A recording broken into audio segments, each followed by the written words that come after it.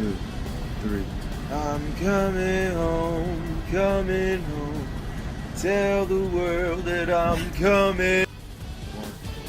We are home on Game Time and not singing. Lucky for you. Stern and Sekou Smith here inside our studios here in Atlanta. You want to give that like a 1 to 10 score? No, but I do appreciate the countdown.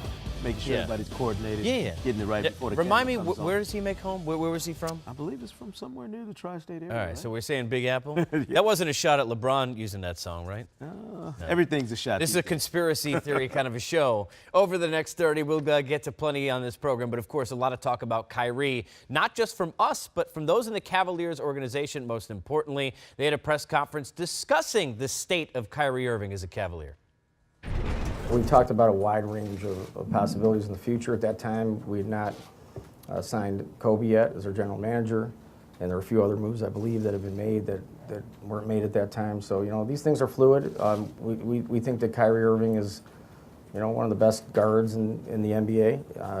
You know, he's part of a championship, 3 years straight to the finals, and, you know, we value his talent significantly. So he's a core piece of what we've done. Kyrie is a tremendous player.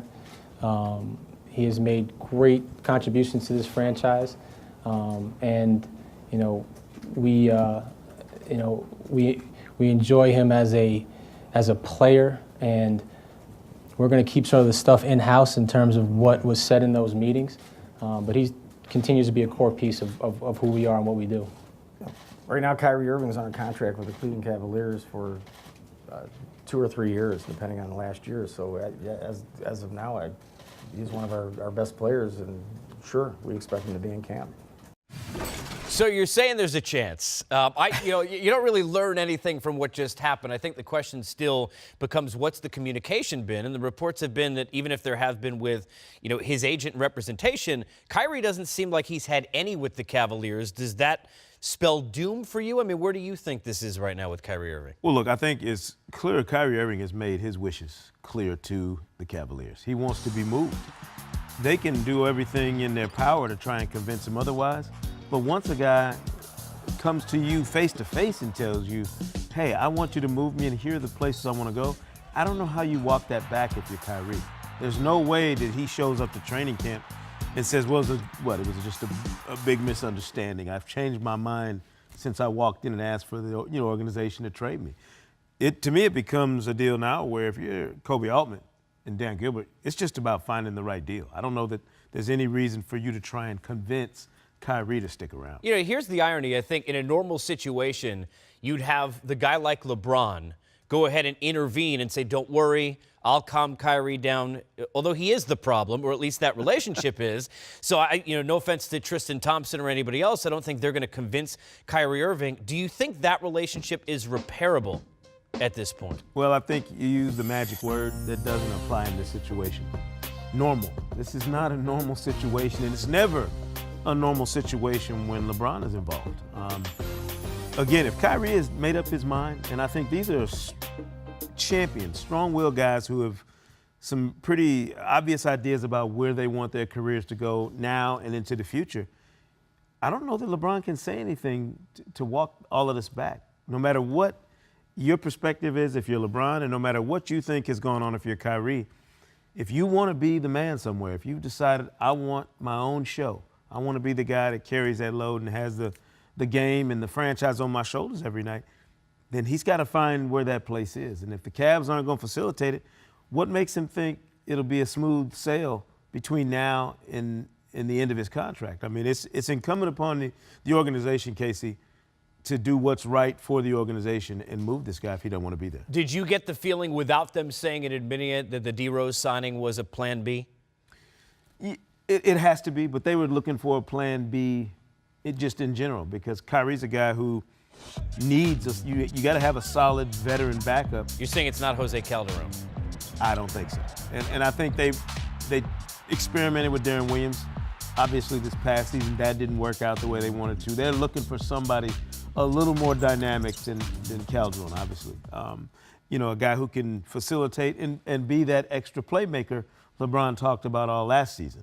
I think Derrick Rose is the guy that they're looking for, not necessarily just a plan B for a Kyrie departure, but somebody they felt like would help them either way. All right, where Kyrie goes or traded to, that's only one question. There is this whole where's LeBron going to end up after the year scenario. Here's Cavs brass on whether or not they're confident in LeBron's future. LeBron remains deeply committed to this organization. He remains deeply committed to this team and deeply committed to this city. He has deep roots to this city, and it means a lot for him to be here and compete for championships for years to come. That's his goal, and so we have shared goals. We have shared vision. When you talk to him in the offseason, it's always about how do we get better? How do we improve? Because the goal is singular. It's focused in trying to win championships. And so we're committed to him. You know, we do not control all the cards that we get dealt. A player who goes into any player, LeBron or otherwise, goes to unrestricted free agency, if the team wants them, then it becomes their decision, right? Not our decision. Refresh my memory. After na hey, hey, hey, what comes after that? I admire Kobe Altman's optimism. I appreciate Dan Gilbert's reality. I feel a butt coming here. No, he's lived it. He understands that, you know, LeBron has walked away before. That has to be on Dan Gilbert's mind, knowing what comes with unrestricted free agency at the end of this next season. So he can't be naive enough to go in there and assume anything about LeBron. He knows that LeBron's a strong-willed guy who's going to make up his own mind and won't be influenced by his connections to Cleveland in Northeast Ohio. We all remember the fallout the last time LeBron walked away. I think it will be quite different this time around, having fulfilled his promise, you know, to the fans of Northeast Ohio to bring him a championship in that drought. So I don't know that the vitriol will be the same. And I think if you look at the way things have played out with David Griffin and the organization, LeBron has some cover this time if he were to leave Cleveland. Well, let's talk about that because that's where I was going to go. He already bought his alibi or his out, if you want.